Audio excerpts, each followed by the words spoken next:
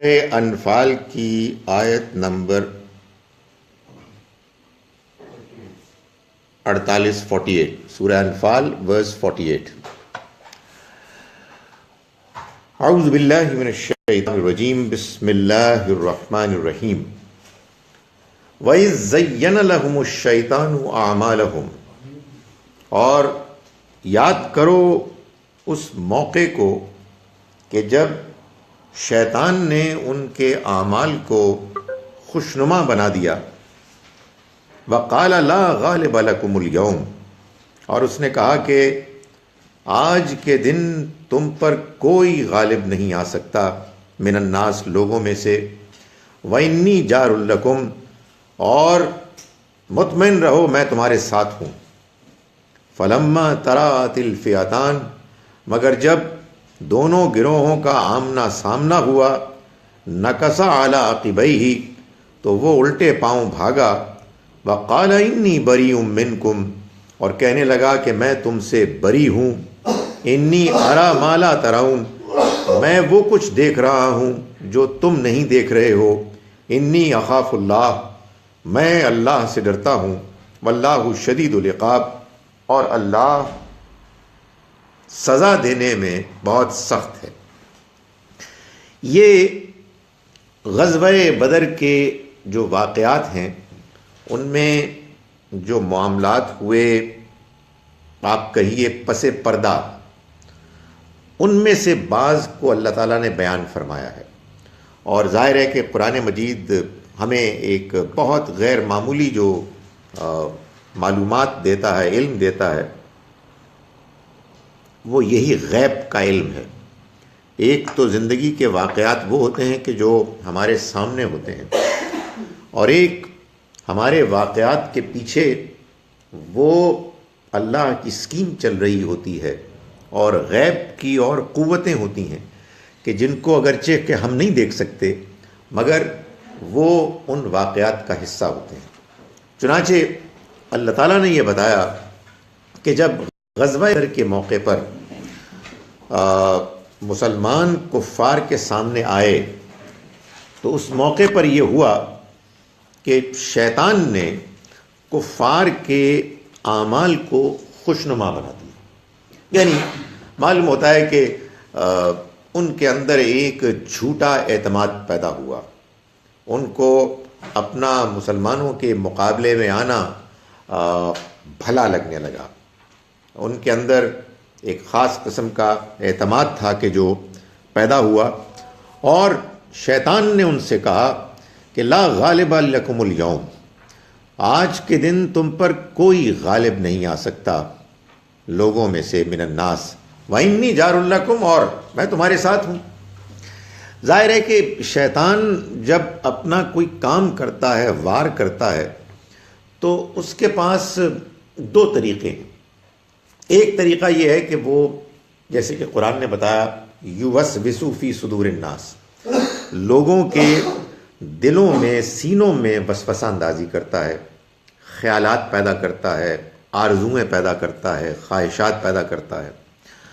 اور دوسرا طریقہ یہ ہے کہ بعض انسانوں کو وہ اپنے مشن کے لیے استعمال کرتا ہے، اور وہ انسان بھی شیطان ہی ہوتے ہیں. جیسے کہ قرآن مجید میں سب سے آخری آیت یہ ہے کہ یہ جو شیطان ہیں جو وسوسہ اندازی کرتے ہیں وہ کون ہیں؟ من الجنت والناس، جنوں میں سے بھی ہوتے ہیں اور انسانوں میں سے بھی ہوتے ہیں. تو اس آیہ مبارکہ کے پس منظر میں معلوم ہوتا ہے کہ جو شیطان کا رول ادا کیا وہ مدینے کے ان یہودیوں نے ادا کیا کہ جنہوں نے معلوم ہوتا ہے کہ قریش کے لوگوں کو اکٹھا کیا، ان کو انکریج کیا، ان کو مسلمانوں کے بارے میں انفارمیشن پرووائڈ کی، اور انہوں نے کہا کہ تم وار کرو اور تم کامیاب ہو گئے. طاقتور لوگ ہو، تمہارے ساتھ ویسے ہی زیادتی ہوئی ہے، یہ تمہارے لوگ تھے جو یہاں آ گئے ہیں، اور دیکھو تمہارے تجارتی قافلے بھی اب خطرے میں ہیں، تمہارے لیے تو اب اپنے معاشی معاملات کا بھی انتظام کرنا ممکن نہیں رہے گا. تو جو پروپیگنڈا ہوتا ہے وہ معلوم ہوتا ہے کہ ان یہودیوں نے کیا، اور قرآن مجید یہ بتا رہا ہے کہ یہ اصل میں شیطان تھا. تو شیطان نے ان کو کہا، یعنی انہوں نے بھی کہا، پیٹ ٹھونکی کہ لا غالب لکم اليوم، آج کے دن تم پر کوئی غالب نہیں آئے گا۔ معلوم ہوتا ہے کہ ایسا ہی نہیں ہے کہ اہل ایمان کے اندر اللہ کی طرف سے دنیا میں اعتماد پیدا ہوتا ہے، نہیں، اس کے علاوہ یہ بھی ہوتا ہے کہ بعض اوقات جھوٹا اعتماد پیدا ہو جاتا ہے شیاطین کی طرف سے۔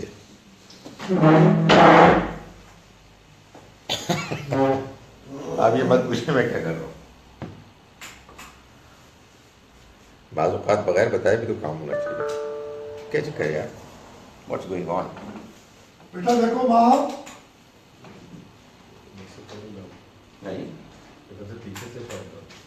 پیچھے بتا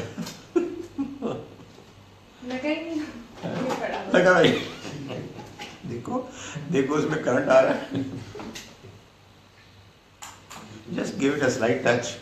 ہم فیل ہو گئے۔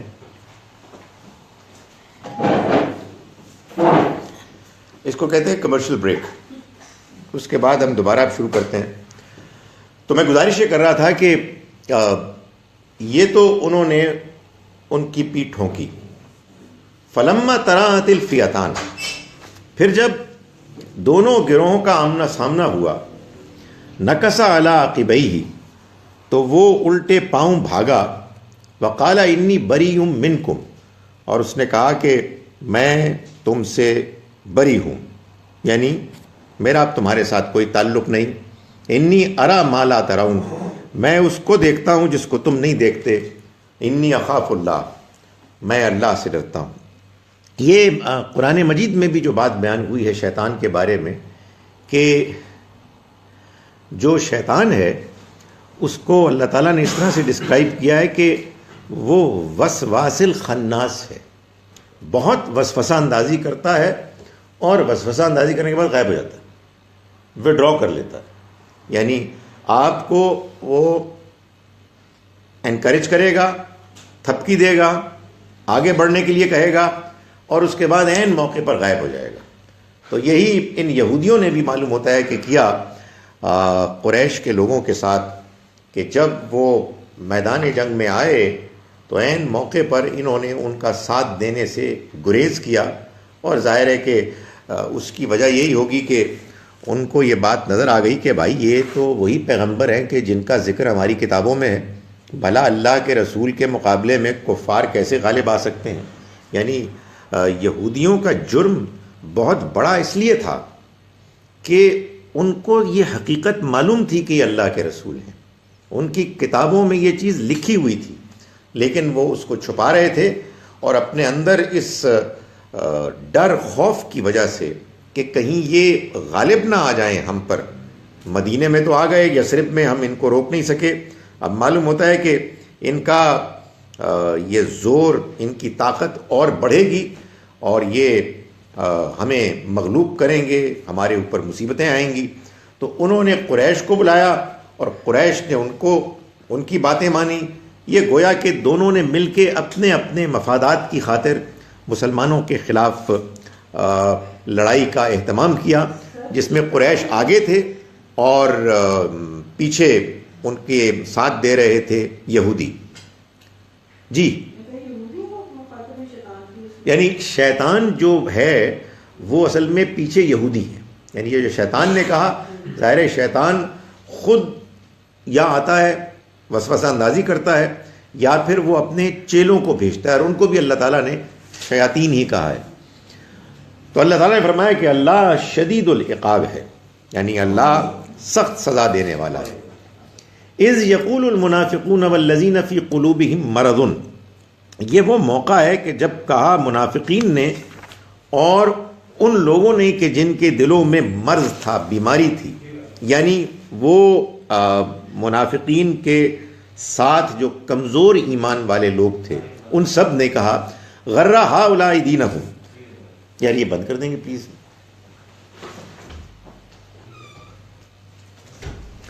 غر ہؤلاء دینہم، ان کے دین نے ان کو دھوکے میں ڈال دیا ہے۔ یعنی مطلب یہ ہے کہ یہ کہاں میدان جنگ میں اترے ہیں، ان کی تعداد دیکھو، ان کی تیاری دیکھو، اور ان کی تعداد دیکھو، یہ معلوم ہوتا ہے کہ اپنے دین میں بالکل ان کا دماغ کام کرنا بند کر دیا ہے اس نے، اور یہ اب اپنے آپ کو مروائیں گے۔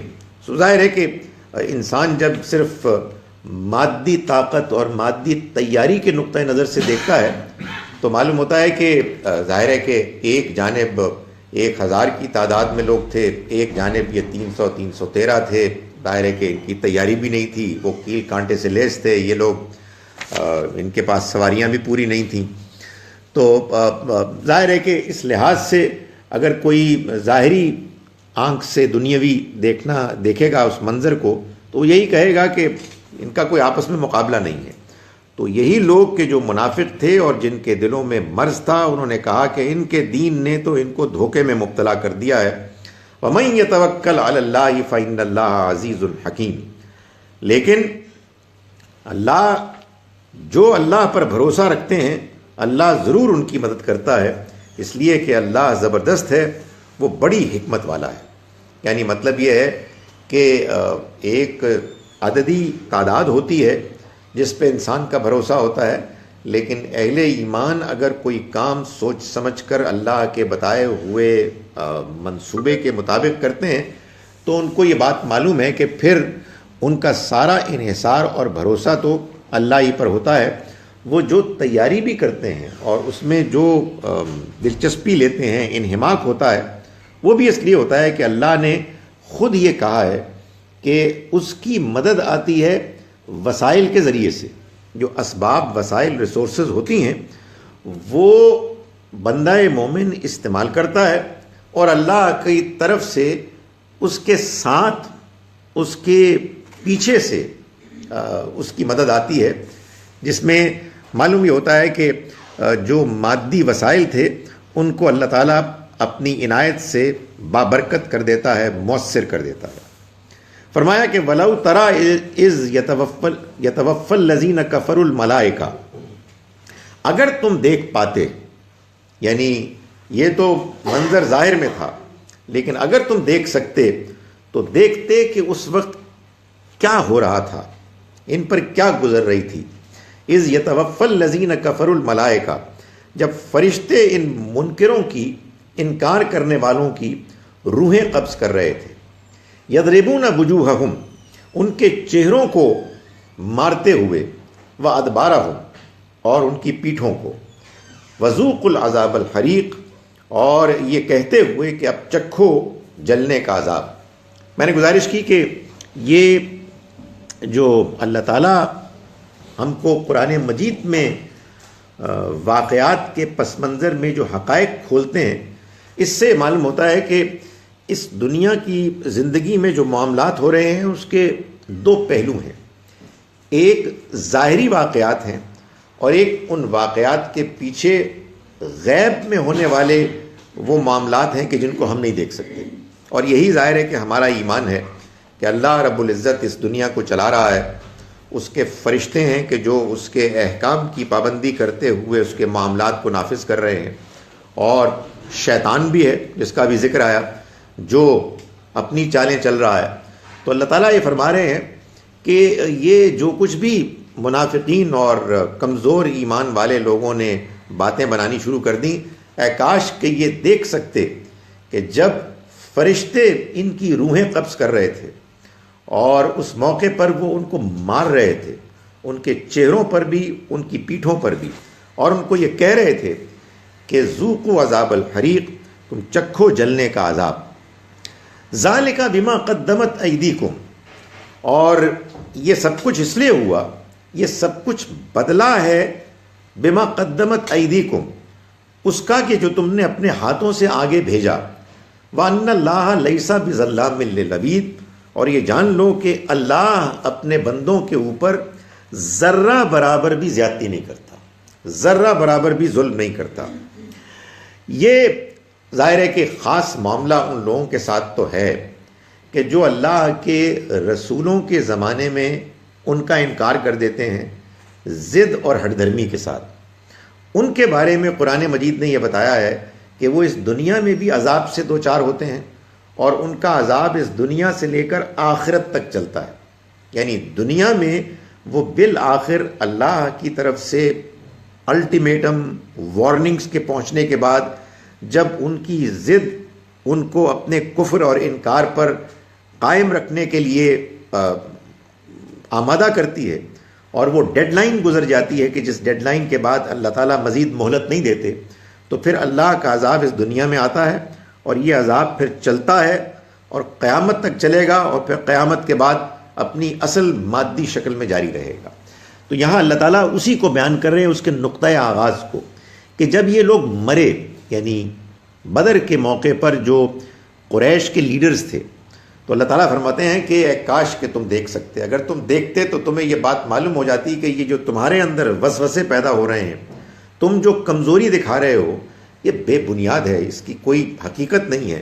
اصل بات یہ ہے کہ اللہ نے اپنے فرشتوں کو بھیجا اور جب یہ کفار مارے گئے تو میدان جنگ ہی میں ان کی روحیں قبض کرتے ہوئے ان کے اوپر ان کی سزا نافذ ہونی شروع ہو گئی، ان کی چہروں پر بھی، ان کی پیٹھوں پر بھی ان کو وہ مار رہے تھے اور ان کو یہ کہہ رہے تھے کہ اب تم چکھو عذاب کا مزہ، آگ کے عذاب کا مزہ، اور یہ اس لیے ہے کہ جو اعمال تم نے آگے بھیجے، جو دنیا میں تم نے کرتوت کیے، جو تم نے ہمارے پیغمبر اور ہمارے پیغام کی مخالفت کی، اور یہ جان لو کہ اللہ اپنے بندوں پر ذرہ برابر بھی ظلم نہیں کرتا۔ یہ جو بیان ہے وَأَنَّ اللَّهَ لَيْسَ بِظَلَّامٍ لِّلْعَبِيدِ، ظلام کہتے ہیں بہت زیادہ ظلم کرنے والے کو، جیسے آپ کہتے ہیں نا کہ وہ عالم سے علام اور پھر اس سے علامہ، بہت بڑا عالم، اسی طرح سے ظالم سے ظلام، بہت زیادہ ظلم کرنے والا۔ تو آپ اگر اس کا سادہ ترجمہ کریں تو ترجمہ ہوگا کہ اللہ بہت زیادہ ظلم کرنے والا نہیں ہے، تھوڑا بہت اللہ معاف کرے۔ یہ بھی بعض لوگوں نے انفارچونیٹلی مطلب اس کا سمجھا، لیکن حقیقت یہ ہے کہ یہ میں خاص طور پر اس لیے بیان کر رہا ہوں کہ دیکھیں، زبان میں ایک چیز ہوتی ہے محاورہ، ایک زبان کا اپنا انداز، وہ آپ جب جانتے ہیں تو پھر بعض ان چیزوں کو بھی آپ سمجھ پاتے ہیں کہ جو اگر آپ سادہ میری طرح کی تھوڑی بہت گرامر سے پڑھ کے اور لغت کو پڑھ کے اگر آپ ترجمہ کریں گے تو آپ گھپلا کریں گے۔ تو ایک اصول ہے عربی زبان میں کہ بعض اوقات مبالغے میں نفی، ایگزیجریشن میں نفی، اصل میں نفی میں مبالغہ ہوتی ہے، یعنی نفی میں ایگزیجریشن ہوتی ہے۔ تو اللہ اپنے بندوں پر بہت زیادہ ظلم کرنے والا نہیں ہے، اس کا مطلب کیا ہے؟ اللہ اپنے بندوں پر ہرگز ظلم کرنے والا نہیں۔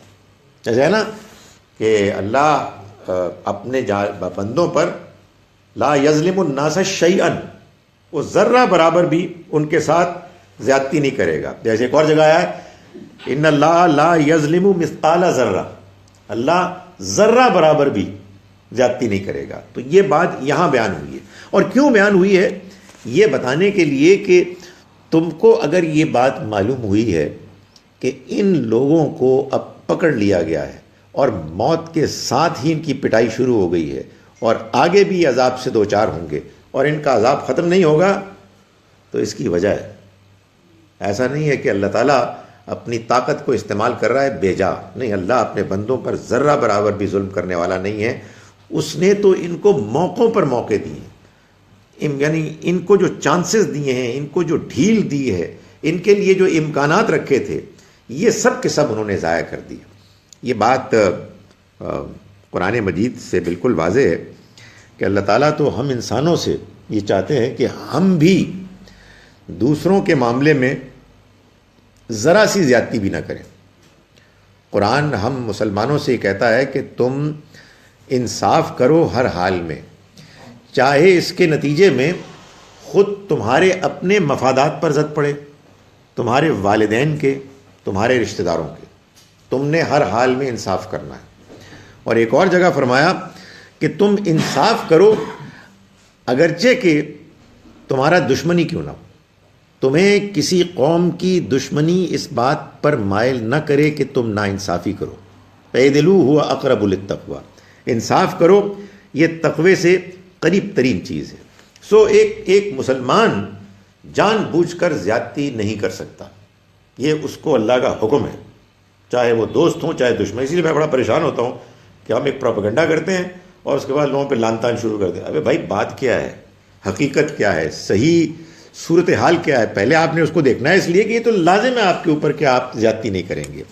تو میں یہ اس لیے کہہ رہا ہوں کہ جو ہمارا رب ہم سے یہ تقاضا کر رہا ہے کہ وہ ذرہ برابر بھی زیادتی نہ ہونے دیں، وہ خود کیسے زیادتی کرے گا؟ ظاہر ہے وہ خود تو جو کرے گا وہ آخری درجے میں انصاف کرے گا۔ تو یہاں اس بات کو بیان کرنے کی وجہ یہ بنی کہ وہ یہ کہہ رہا ہے کہ یہ مت سمجھو کہ اگر ان کی یہ پٹائی ہو رہی ہے تو اس میں ان کے ساتھ کوئی زیادتی ہو رہی ہے۔ اور ظاہر ہے اس لیے بھی کہا جاتا ہے کہ بعض لوگ، میں نے دیکھا ہے کہ کچھ ضرورت سے زیادہ رقیق القلب ہوتے ہیں، وہ یار یہ نہیں ہونا چاہیے۔ بھائی تمہیں کیا پتا کہ انہوں نے کیا کیا ہے؟ آپ یہ بتائیے کہ آپ اس دنیا میں کوئی شخص اگر جرم کرتا ہے، قتل کرتا ہے، تو چلے آپ اس کو قتل کی سزا نہیں بھی دیتے تو برسوں اس کو قید رکھتے ہیں۔ آپ بھی تو زیادتی کے نتیجے میں آج بھی یہ اہتمام کرتے ہیں۔ تو اللہ یہ جانتا ہے کہ اس نے بندوں کو کیا کچھ دے کر بھیجا، وہ جانتا ہے کہ اس نے ان کو کتنے کتنے موقع فراہم کیے، وہ جانتا ہے کہ ان بندوں کے سامنے سچائی کو جاننے کے لیے کس طرح سے مختلف دلائل اللہ تعالیٰ نے ان کے سامنے رکھ دیے۔ اس کے بعد بار بار کے ان کو امکانات سامنے آنے کے باوجود اگر وہ اپنے انکار اور ضد پر اڑے رہے تو اس کے بعد اللہ جانتا ہے کہ پھر ان کے ساتھ کیا ہونا چاہیے، اور اللہ اپنے بندوں کے ساتھ ذرہ برابر بھی زیادتی نہیں کرتا۔ فرمایا کہ کداب آل فرعون والذین من قبلہم، ان کے ساتھ وہی معاملہ ہوا جو آل فرعون اور ان سے پہلے کے لوگوں کے ساتھ ہوا۔ کفروا بآیات اللہ، انہوں نے اللہ کی آیات کا انکار کیا۔ فأخذهم اللہ بذنوبہم، تو اللہ نے ان کو ان کے گناہوں کی پاداش میں پکڑ لیا۔ ان اللہ قوی شدید العقاب، یقیناً اللہ قوی مضبوط ہے، شدید العقاب سخت سزا دینے والا ہے۔ یعنی ان کو یہ پچھلی قوموں کے واقعات بار بار بتائے گئے۔ آپ اگر مکی دور کے قرآن کو پڑھیں تو آپ دیکھیں گے کہ اللہ تعالیٰ نے قوم نوح، قوم ہود، قوم صالح، قوم شعیب، قوم لوط، قوم موسیٰ علیہ السلام کی بار بار سٹوری سنائی ہیں، ایک پیرائے میں دوسرے پیرائے میں، کبھی تفصیل کے ساتھ کبھی اختصار کے ساتھ، کبھی کوئی ایک واقعہ کبھی دوسرا واقعہ۔ اور مقصد یہ تھا کہ دیکھو اے قریش کے لوگوں، اب تمہارے ساتھ بھی یہی معاملہ ہونے والا ہے۔ جیسے پچھلی قوموں کے پاس ہمارے رسول آئے اور انہوں نے ان کا انکار کیا تو ان پر اللہ کی پکڑ آئی، اسی طرح سے تمہارے ساتھ بھی معاملہ ہونے والا ہے، تو اپنے آپ کو بچا لو۔ لوگ کہتے ہیں نا کہ قرآن مجید میں اتنی ریپیٹیشن کیوں ہے؟ حقیقت یہ ہے کہ اس کا جواب کوئی ہے ہی نہیں۔ بھائی بات یہ ہے کہ نوح علیہ السلام کی داستان ایک مرتبہ سنا دینی کافی تھی، یہ بار بار کیوں سنائی جا رہی ہے؟ بار بار اس لیے سنائی جا رہی ہے کہ قرآن مجید سب سے پہلے انذار کی، وارننگ کی کتاب ہے۔ اس نے وارن کیا ایک پوری قوم کو کہ جو عذاب کے دہانے پر کھڑی تھی، اور ان کو بار بار یہ کہا کہ دیکھو اگر تم نے نہیں مانا تو تم پکڑے جاؤ گے، بچا لو اپنے آپ کو، اپنے رویوں کو ٹھیک کر لو، اللہ کے رسول کا انکار چھوڑ دو، ضد ختم کر دو۔ تو جب یہ بار بار بیان کرنے کے باوجود انہوں نے اپنے رویے کو درست نہیں کیا تو اس کے بعد اللہ تعالیٰ نے فرمایا کہ ایسے ہی ہوا ان کے ساتھ جیسے کہ فرعون کی آل اور اس سے پہلے ان لوگوں کے ساتھ ہوا کہ جو ان سے پہلے ہو گزرے، یعنی انہوں نے اللہ کی آیات کا انکار کیا تو اللہ نے ان کو ان کے گناہوں کی پاداش میں پکڑ لیا، اور اللہ قوی ہے، شدید العقاب ہے، وہ سزا دینے میں سخت ہے۔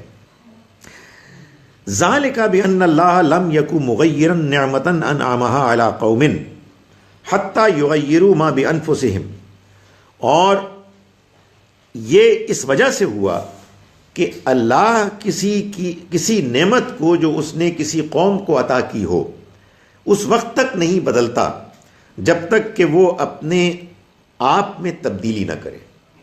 یعنی اللہ نے یہ اصول طے کیا ہوا ہے کہ قوموں کو اس نے جو نعمتیں عطا فرمائی ہیں وہ مقام، مرتبہ، عروج جو اس نے بعض قوموں کو دیا ہوا ہے وہ ان سے نہیں چھینتا، وہ اس میں تبدیلی نہیں کرتا۔ جب تک کہ وہ قوم خود ہی اپنے اندر تبدیلی نہ کر دے. یعنی جس قوم کو اللہ نے عروج دیا ہے، جس قوم کو اللہ نے اقتدار دیا ہے، جس کو دوسری قوموں کے مقابلے میں اللہ کی زیادہ عنایات حاصل ہیں، وہ نمایاں ہیں، وہ دنیا کے اوپر غالب ہیں، اللہ تعالیٰ ان کو ویسے ہی رکھے گا، سوائے اس کے کہ وہ اپنے طور طریقے بدل دیں. وہ اپنے آپ کو جو ان کے اچھے اخلاق کردار کے نتیجے میں اللہ کے انعامات ملے تھے، اس اخلاق کردار کو وہ چھوڑ دیں. تو اللہ تعالیٰ نے یہاں بھی یہ فرمایا کہ یہ جو ان لوگوں کے ساتھ ہوا ہے، ان کے ساتھ بھی یہی معاملہ ہوا کہ ان کو اللہ نے مکے میں پورے جزیرہ نما عرب کا سردار بنایا. ان کو خانہ کعبہ کے متولی ہونے کی وجہ سے جو عزت حاصل تھی وہ ایک غیر معمولی مقام تھا. ان کے تجارتی قافلوں کو کوئی نہیں چھیڑتا تھا، یہ ان کے سردار مانے جاتے تھے. ظاہر ہے کہ یہ ایک مقام ایک غیر معمولی ان کے لیے اللہ کی طرف سے مہیا کیا گیا تھا.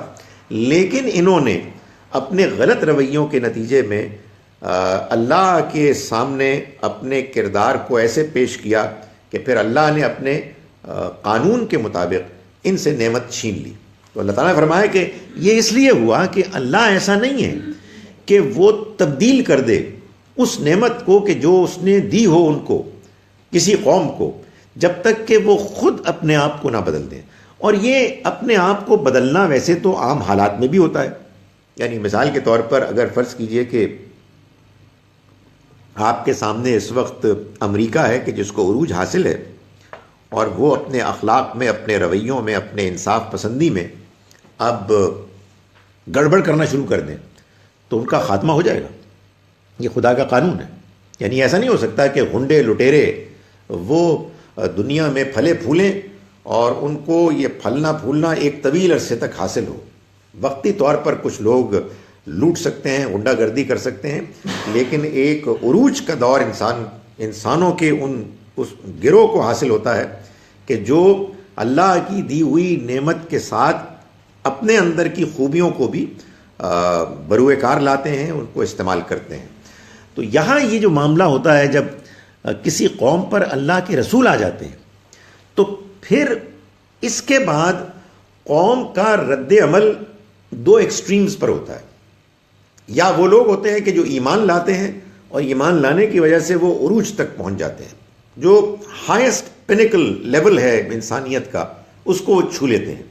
یا پھر وہ اسفل سافلین بالکل نیچے گر جاتے ہیں. سو یہ جب ہو جاتا ہے تو اس کے بعد ظاہر ہے کہ اس کے سوا اور کیا طریقہ ہو سکتا ہے کہ ان کو صفحہ ہستی سے مٹا دیا جائے. تو اللہ تعالیٰ اپنا یہ اصول بیان کر رہے ہیں کہ یہ جو ان کے ساتھ بدر میں معاملہ ہوا، یہ معاملہ اس لیے ہوا کہ اللہ کا قانون ہے. یہ قانون آپ سمجھیے کہ عام دنوں میں، عام حالات میں تو سلو موشن چلتا ہے، لیکن جب اللہ کے رسول آ جاتے ہیں تو ایکسلریشن ہو جاتی ہے. بات اتنی واضح ہو جاتی ہے کہ یا انسان اگر گرا ہوا ہے تو گرنے میں حد کر دیتا ہے، اور اگر وہ اعلیٰ ہے تو اعلیٰ ہونے میں اس کو اللہ تعالیٰ کہیں اور آگے بڑھا دیتے ہیں. تو یہ اللہ تعالیٰ نے اس کی توجیہ پیش کی، اس کو جسٹیفائی کیا کہ اصل میں ان کے ساتھ جو کچھ ہو رہا ہے اس کی یہ وجہ ہے. وَأَنَّ اللَّهَ سَمِيعٌ عَلِيمٌ، اور یہ جان لو کہ اللہ سننے والا، جاننے والا ہے. یعنی اللہ سنتا ہے، اللہ جانتا ہے کہ ایک قوم کے اندر کیا تبدیلیاں آئی ہیں، وہ کس طرح سے اپنے آپ کو سنوار رہی ہے یا بگاڑ رہی ہے. اللہ کے فیصلے بغیر علم کے، بغیر سننے کے نہیں ہوتے، بلکہ وہ دیکھتا ہے، فیصلہ کرتا ہے، اور ظاہر ہے اس کا دیکھنا، اس کا جاننا، اس کا انصاف کرنا ہر عیب سے پاک ہے.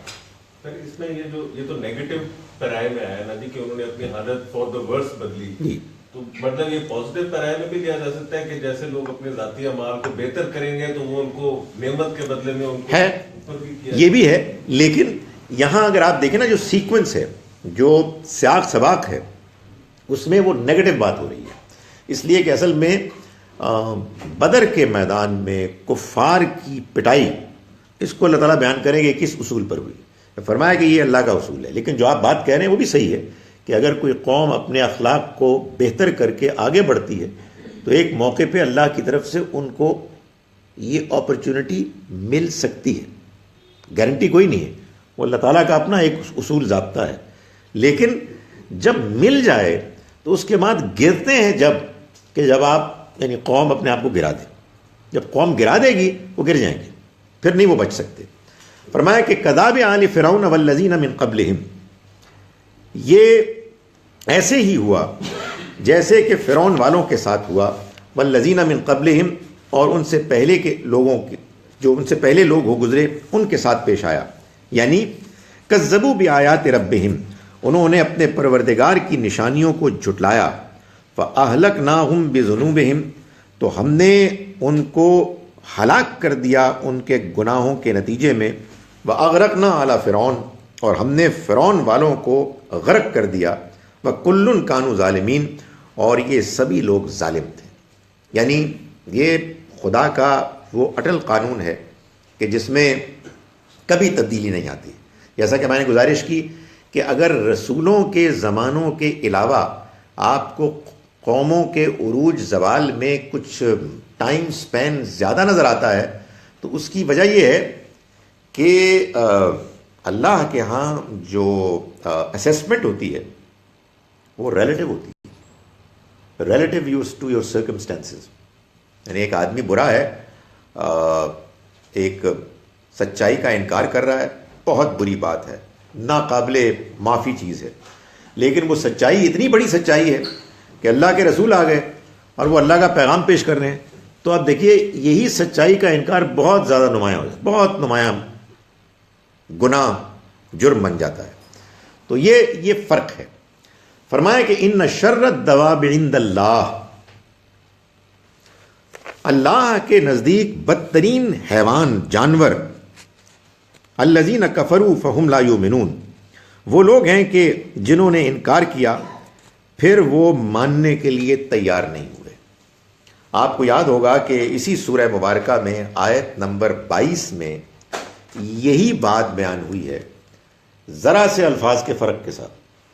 وہاں اللہ تعالیٰ نے فرمایا کہ ان شر الدواب عند اللہ الصم البکم الذین لا یعقلون، بدترین جانور اللہ کی نگاہ میں وہ انسان ہیں کہ جو بہرے ہیں، گونگے ہیں، جو عقل سے کام نہیں لیتے۔ یہاں اس کو دوسرے انداز میں بیان کیا گیا کہ بدترین حیوان جانور اللہ کی نگاہ میں وہ انسان ہیں کہ جنہوں نے انکار کیا اور پھر وہ ایمان لانے کے لیے تیاری نہیں۔ تو یہ معلوم ہوا کہ دونوں ایک ہی بات کے دو پہلو ہیں، ایک ہی حقیقت کو دو مختلف طریقوں سے ڈسکرائب کیا گیا ہے۔ یعنی وہ لوگ کہ جو انکار کرتے ہیں اور ایمان لانے کے لیے تیار ہی نہیں ہوتے، یہ کون لوگ ہیں؟ یہ وہ لوگ ہیں جو عقل کو استعمال ہی نہیں کرتے۔ سمجھ میں آئے آپ کو؟ عقل کو استعمال نہیں کرتے۔ ہمارے یہاں ایک گھپلا ہوا ہے، میں یہ لوگ کہتا ہوں یار دیکھو جو پہلے پیچیدگی کو سمجھ لو، پیچیدگی آپ کو سمجھ میں آ جائے گی تو کم سے کم یہ ہوگا کہ آپ کنفیوزڈ ہو جائیں گے، اور کنفیوزڈ ہونا بڑی اچھی بات ہے۔ اس لیے کنفیوزڈ آدمی جو ہے وہ کبھی بھی کوئی گڑبڑ نہیں کر سکتا، وہ تو بیچارہ جستجو کرے گا، سوال کرے گا، سمجھے وہ کہے گا فار گاڈ سیک مجھے سمجھائیں آپ بات، آئی ایم کنفیوزڈ۔ ہمارے ہاں تو ایک مصیبت یہ ہے کہ پتہ کچھ بھی نہیں ہے، اور کانفیڈنس کا عالم یہ ہے کہ پیسے تباہی مچا دو، مار دو، یہ کر دو۔ تم یار فار گاڈ سیک ہو کون؟ آپ اپنی پرفارمنس کو دیکھیں۔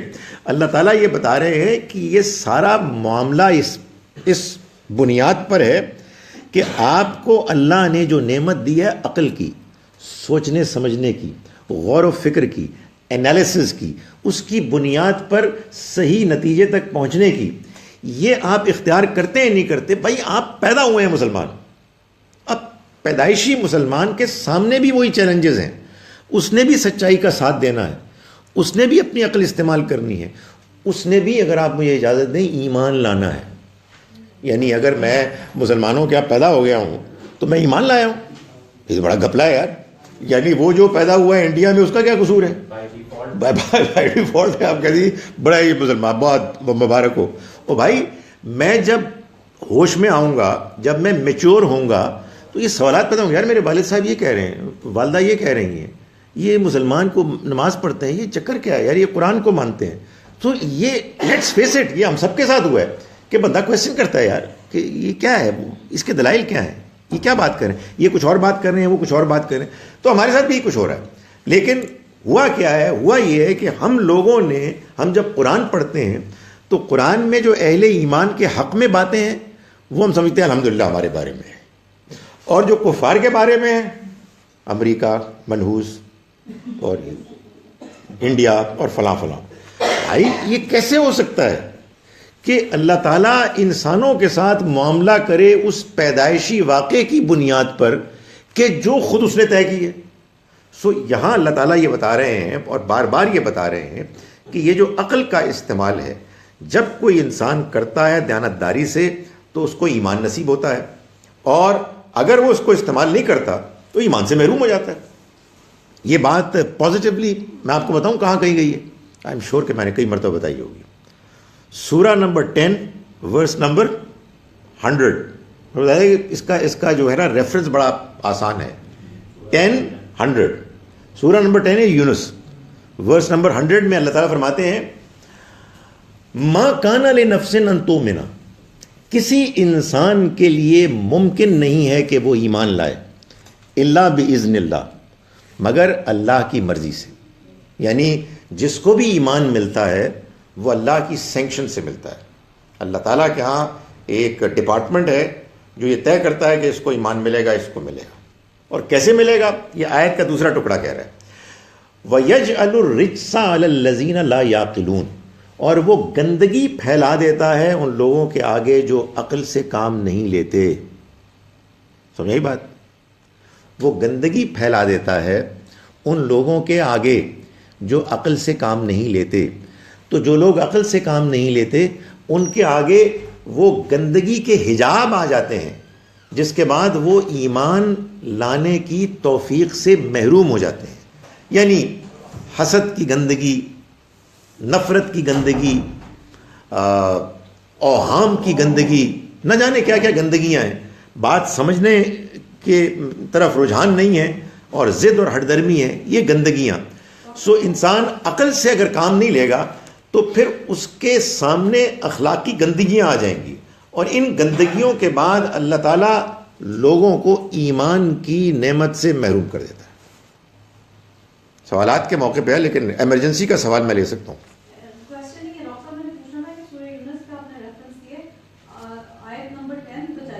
نہیں، آیت نمبر 10 نہیں، سورہ نمبر 10 ہے، آیت نمبر 100 ہے۔ میں نے کہا تھا کہ easiest and simplest reference of all 10۔ السلام علیکم سر، 10:100۔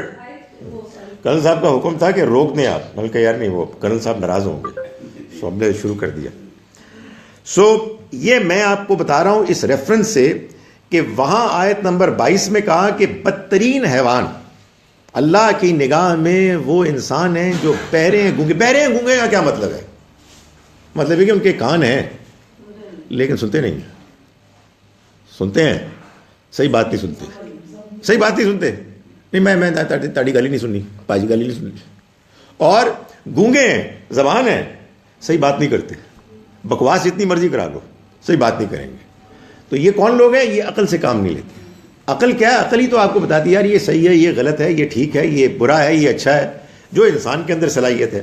یہاں اس کو جو متاثر ہیں، جو اس کو استعمال ہی نہیں کر رہے میں نے عقل کو استعمال، یہاں اس کو یوں بیان کیا گیا بدترین حیوان اللہ کے نزدیک وہ لوگ ہیں کہ جو انکار کرتے ہیں، فہم لا یؤمنون، پھر وہ ایمان نہیں لاتے۔ اس کو یہ نہ سمجھیں کہ یہ اللہ تعالیٰ نے وہی بات دوسری طرح سے بیان کر دی، وہ انکار کرتے ہیں پھر وہ ایمان ہی نہیں، وہ انکار کرنے کے بعد ایمان لانے کی طرف آتے ہی نہیں ہیں۔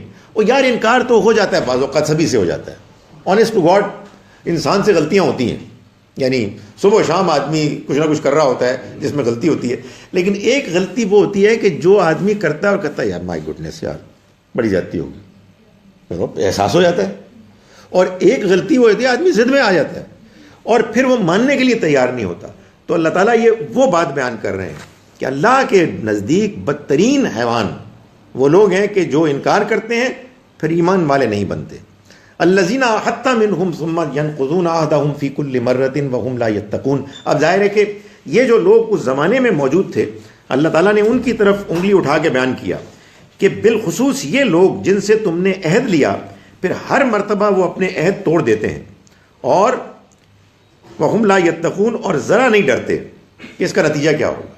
یعنی یہ اس دور کے آپ کے زمانے کے وہ منکرین ہیں کہ جن کا حال یہ ہے کہ انہوں نے معاہدے کیے آپ سے. ظاہر ہے آپ جب مدینہ یثرب تشریف لائے تو اس کے بعد ان لوگوں سے، یہودیوں سے اور قبیلوں سے معاہدے کیے، اور انہوں نے معاہدے ہر موقع پہ جب ان کی مرضی آئے، جب ان کے مفادات ہوئے، انہوں نے ان کو توڑا اور ان کو کوئی پرواہ نہیں ہوئی.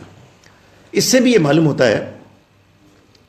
معلوم ہوتا ہے کہ کفر جو ہے نا، کفر اور بد اخلاقی یہ دونوں جڑے ہوئے ہیں. یعنی یہ نہیں ہو سکتا کہ یہ بندہ بڑا صحیح مومن ہے بہت بدماش کمینہ آدمی ہے. Not possible. یہ نہیں ہو سکتا، اس لیے کہ ایمان تو آپ سمجھیں کہ کلائمیکس ہے.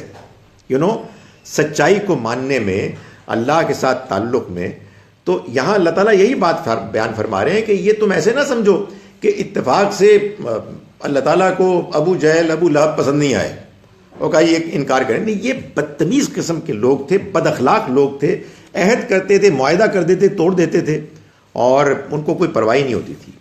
فَإِمَّا تَثْقَفَنَّهُمْ فِي الْحَرْبِ فَشَرِّدْ بِهِمْ مَنْ خَلْفَهُمْ لَعَلَّهُمْ يَذَّكَّرُونَ. اب میں نے آپ کو بتایا تھا کہ یہ سورہ انفال جو ہے یہ وہ سورہ مبارکہ ہے کہ جس میں سورہ توبہ سے پہلے، سورہ توبہ تو عذاب کی سورہ ہے، اس سے پہلے اللہ تعالیٰ کفار کے اوپر عذاب آنے کے لیے جو تیاری ہے اس کا ذکر کر رہے ہیں، جو مسلمانوں کو بھی کرنی ہے، اور حالات میں بھی اس تیاری کو اللہ تعالیٰ چاہتے ہیں کہ نمایاں ہو. تو فرمایا سو انہیں لڑائی میں پاؤ تو ان کو ایسی مار مارو کہ جو ان کے پیچھے ہیں ان کو بھی منتشر کر دے، تتر بتر کر دے. یعنی ان سے جب لڑو تو اب ان کے ساتھ کوئی رو رعایت نہیں کرنے کی ضرورت ہے. ان کے ساتھ ایسی لڑائی کرو، ان کو ایسی مار مارو کہ اس کے بعد جو پیچھے والے لوگ ہیں وہ بھی منتشر ہو جائیں، اور تاکہ وہ سبق حاصل کریں. لعلہم یذکرون. وَإِمَّا تَخَافَنَّ مِن قَوْمٍ خِیَانَةً. اور اگر تم کو کسی قوم سے بدعہدی کا اندیشہ ہو، یعنی عام حالات میں اے مسلمانوں تمہیں اپنے معاہدوں کی پابندی کرنی ہے. اگر تم نے کسی کے ساتھ عہد کر لیا ہے تو یہی تو سارا ماجرا ہے کہ یہ لوگ بد عہد ہیں، یہ لوگ اپنی زبان دیتے ہیں اور اس کے بعد اس کا پاس نہیں رکھتے. لیکن تم عام حالات میں اپنے عہد کی پابندی کرو گے. ہاں البتہ وَإِمَّا تَخَافَنَّ مِن قَوْمٍ خِیَانَةً. اگر کسی قوم سے بدعہدی کا اندیشہ ہو، فَانبِذْ إِلَيْهِمْ عَلَى الصَّوَابِ. تو ان کا عہد اسی طرح برابری کے ساتھ ان کے آگے پھینک دو. یعنی یہ نہیں ہو سکتا کہ آپ جی ہم نے تو عہد کیا ہوا ہے اور وہ آپ کے اوپر حملہ آور ہو رہے ہیں. نہیں، معلوم ہو کہ اگر وہ بد عہدی پر اتر آئے ہیں تو پھر تم نے ان کا مقابلہ کرنا ہے. لیکن آپ یہ دیکھیے علی سوا، برابری کے ساتھ. یعنی یہ نہیں ہو سکتا کہ انہوں نے تو آپ کو ایک غلیل ماری ہے آپ جا کے بم پھاڑ دیں. نہیں ہوگا. اللہ تعالیٰ جنگ میں بھی انصاف چاہتے ہیں کہ جو تمہارے ساتھ کر رہا ہے تم نے اس کے ساتھ اتنی ہی برابری کا معاملہ کرنا ہے.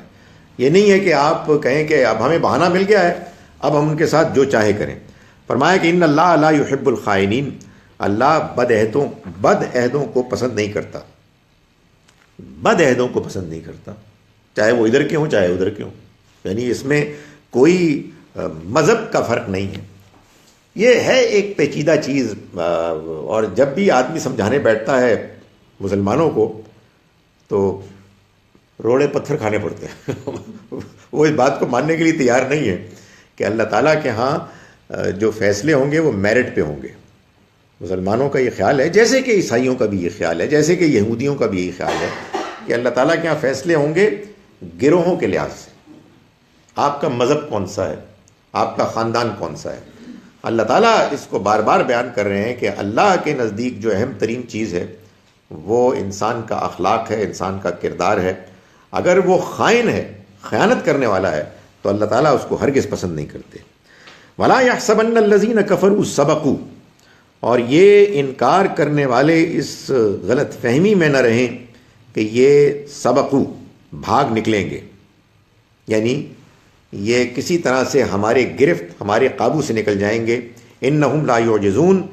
یہ ہمیں عاجز نہیں کر سکتے، یعنی ہمارے قابو سے باہر نہیں جا سکتے.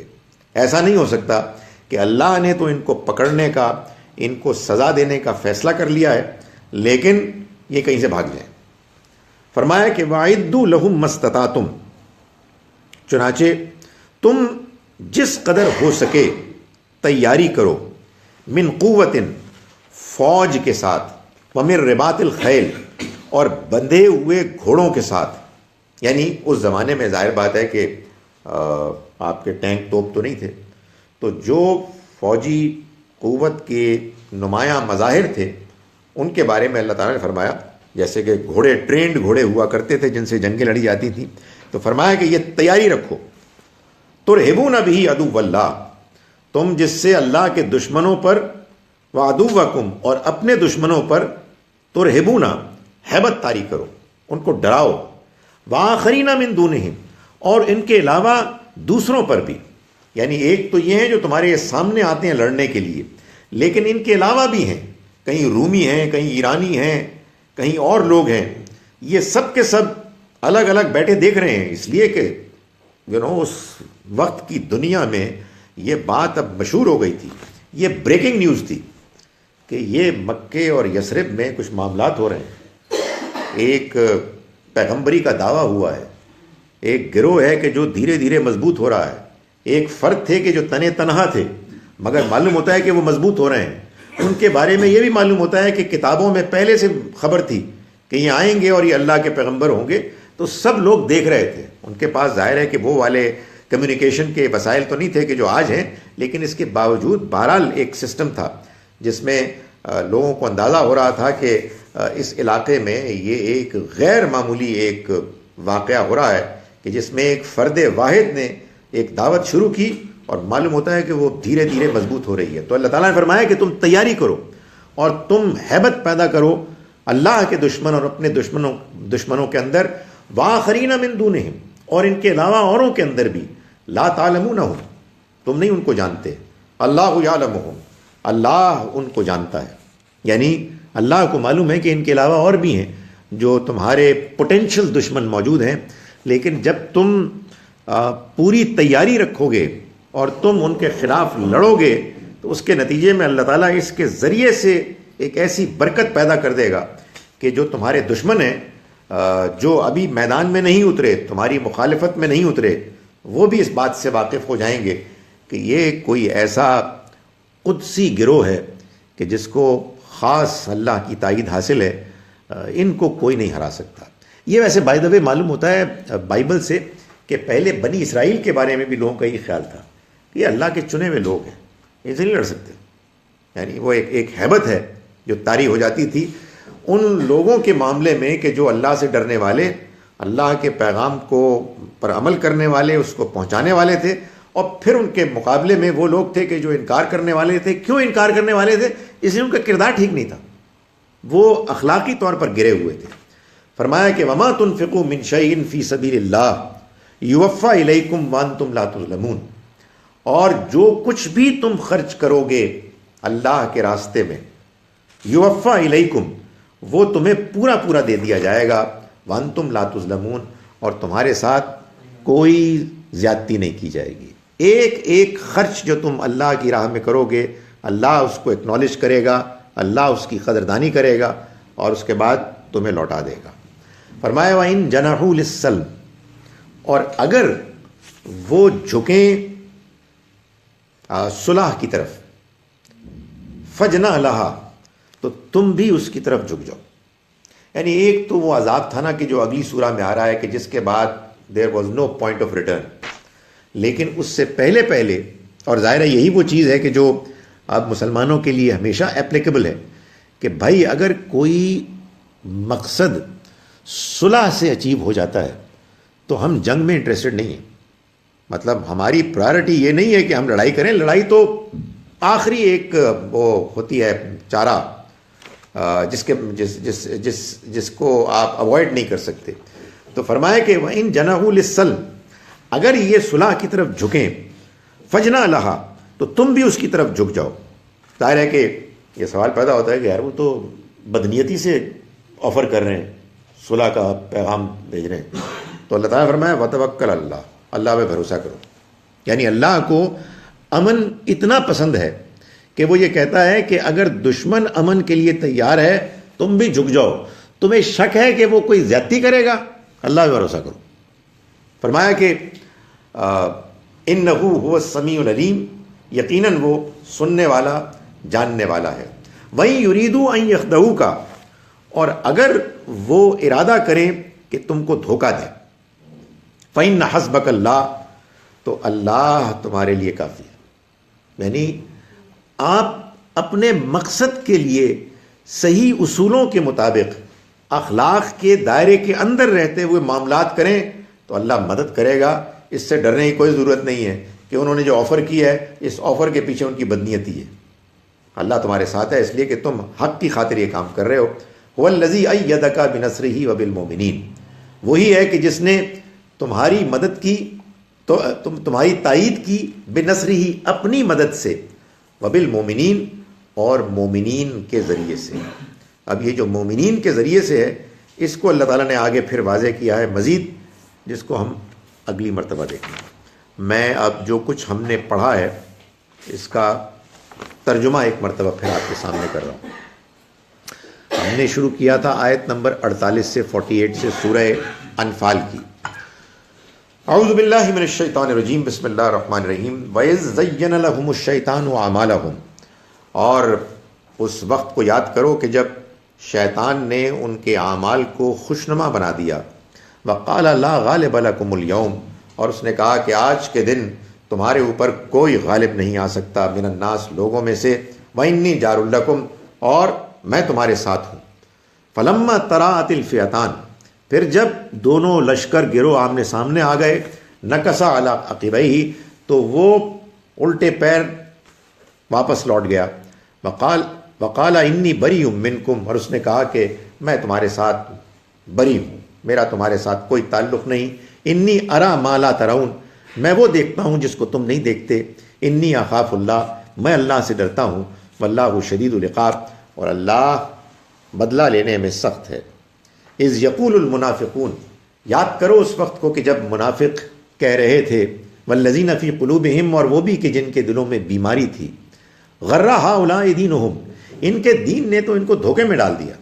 ومن یتوکل علی اللہ، اور جو اللہ پر بھروسہ کرے، فإن اللہ عزیز حکیم، تو اللہ زبردست ہے، حکمت والا ہے.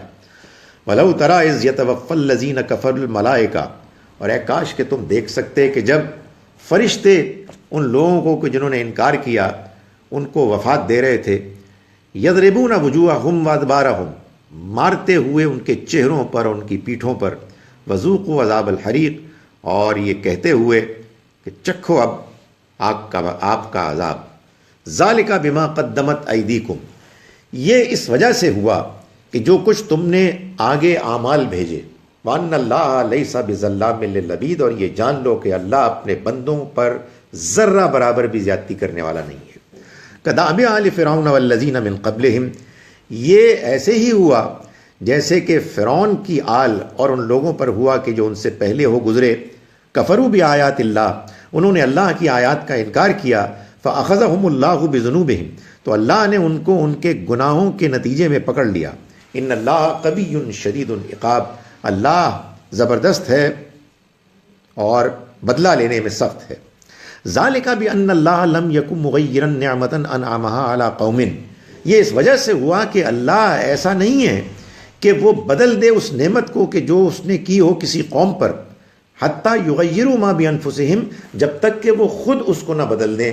وان اللہ سمیع علیم، اور اللہ سننے والا جاننے والا ہے. سمجھیے نا آپ بات کہ اس کا وہ اگر پازیٹیو ترجمہ آپ کریں گے تو وہ سیاق سے ہٹ جائے گا. پازیٹیو آپ مفہوم لے سکتے ہیں لیکن یہاں بات دوسری ہو رہی ہے. مطلب میں ایز اے رول کی بات کر رہا ہوں. وہ رول تو ٹھیک ہے لیکن اس رول میں بھی یہی ہے کہ پھر اللہ ان کو پک کر لے. اللہ کی اپنی بھی تو حکمتیں ہیں نا. کدام آل فرعون والذین من قبلہم، ان کے ساتھ ویسا ہی ہوا جیسا کہ فرعون والوں کے ساتھ ہوا اور ان لوگوں کے ساتھ کہ جو ان سے پہلے ہو گزرے. کذبوا بآیات ربہم، انہوں نے انکار کر دیا اپنے رب کی آیات کا. فاہلکناہم بذنوبہم، تو ہم نے ہلاک کر دیا ان کو ان کے گناہوں کے نتیجے میں. واغرقنا آل فرعون، اور ہم نے فرعون والوں کو غرق کر دیا. وکل کانوا ظالمین، اور وہ سبھی ظالم تھے. ان شر الدواب عند اللہ، یقیناً سب سے زیادہ بدتر، حیوانوں سے بھی بدتر اللہ کے نزدیک، الذین کفروا، وہ لوگ ہیں کہ جنہوں نے انکار کیا. فہم لا یؤمنون، پھر وہ ایمان لانے والے بنے ہی نہیں، وہ ایمان لانے کی طرف آئے ہی نہیں. الذین عاہدت منہم، یہ لوگ کہ جنہوں نے آپ کے ساتھ معاہدہ کیا، ثم ینقضون عہدہم فی کل مرۃ، اور پھر انہوں نے اس معاہدے کو توڑا ہر مرتبہ، یعنی جب موقع ملا انہیں. وہم لا یتقون، اور وہ اس کے نتائج سے ڈرتے بھی نہیں.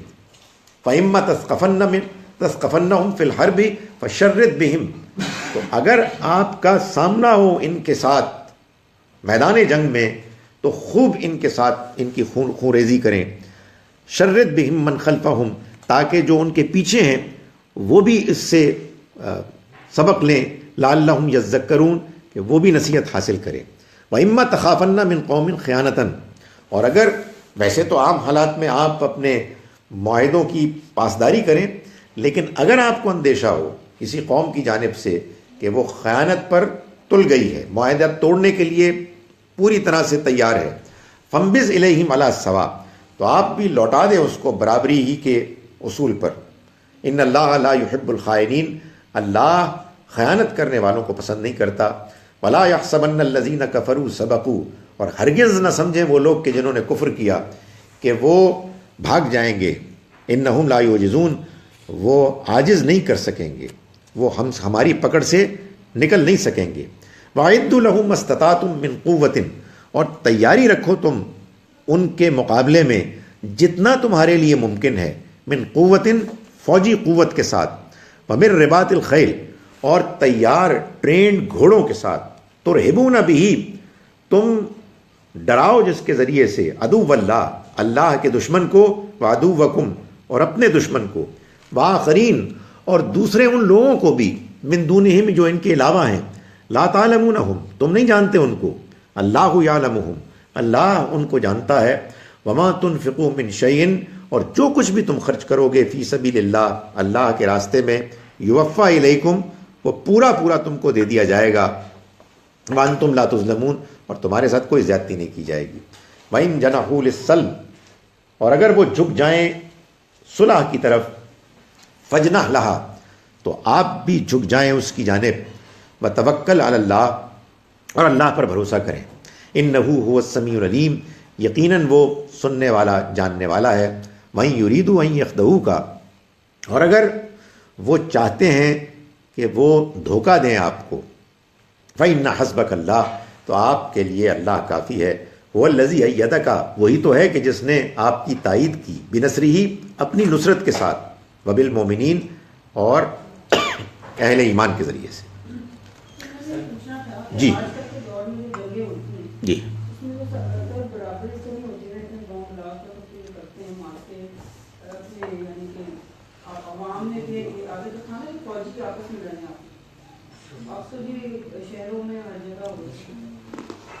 ظاہر ہے کہ یہ ایک دوسرا طریقہ ہے جو انہوں نے اختیار کیا ہے، اس کا ذکر یہاں نہیں ہے، لیکن ظاہر ہے کہ اس میں بھی وہی اصول ہوں گے کہ جو ہر موقع پر اللہ تعالیٰ نے بیان فرمائے ہیں کہ اگر لڑائی ہے اور لڑائی کے معاملے میں یہ طے ہے کہ دو فوجوں کے درمیان ہونی ہے تو پھر انہی کے درمیان ہونی چاہیے. یہ تو ہمارے ہاں باقاعدہ وار کے لیے ایک خود کوڈ آف ایتھکس ہے کہ آپ نان کمبیٹنٹس کے ساتھ نہیں لڑیں گے. یہ تو کمبخت بزدل لوگ ہمارے عام نہتے انسانوں کو مارتے ہیں. یہ نہ جانے کہاں سے یہ مخلوق پیدا ہو گئی ہے، لیکن اس کا کوئی تعلق اللہ کے دین اور اللہ کی بتائے ہوئے جہاد کے اصولوں سے نہیں. اس میں یہ کفار اور مسلمانوں کی اس زمانے کی بات ہے، but can it be also be applicable to Muslims and non Muslim armies facing each other, اور کیا ہم اس سے کچھ اس کے بارے میں بھی یعنی جب مسلمان کسی غیر مسلم سے لڑے گا تو کوئی وجہ ہوگی نا. یعنی وجہ یہ ہوگی، ایک تو سادہ سی وجہ یہ ہو سکتی ہے کہ وہ ہمارے اوپر حملہ آور ہو رہے ہیں تو ظاہر ہے کہ ہمیں اپنا دفاع کرنا ہے. ایک دوسری جو ویلڈ وجہ لڑنے کی اب تک اور قیامت تک جہاد کی رہے گی وہ یہ ہے کہ ہمارے پاس اتنی طاقت ہے کہ اگر کوئی اور حکمران، کوئی اور سوسائٹی لوگوں کو ان کے دین کی وجہ سے ستا رہے ہیں یعنی فتنہ برپا کر رہے ہیں، ریلیجس پرسیکیوشن کر رہے ہیں، ظلم زیادتی کر رہے ہیں، اور مسلمانوں کے پاس اتنی طاقت ہے کہ وہ اس کو روک سکیں، تو پھر ان کے اوپر یہ بھی ذمہ داری ہے. تو کوئی وجہ ہونی چاہیے نا، یعنی کوئی ایسی بات کہ جو اللہ کی طرف سے ان کو پابند کر دے کہ وہ لڑے، تو ظاہر ہے کہ پھر لڑنا بعض اوقات ناگزیر ہو جاتا ہے. اللہ تعالیٰ نے یہی بات سمجھائی ہے سورہ حج میں. سورہ حج آپ سمجھیں وہ سورہ ہے کہ جو ہجرت کے لگ بھگ نازل ہوئی. اس میں بعض آیات وہ بھی ہیں کہ جو ہجرت کے بعد کی آیات ہے، لیکن وہ مکی سورہ میں داخل ہو گئی ہیں. اس میں اللہ تعالیٰ نے ایک بات سمجھائی ہے.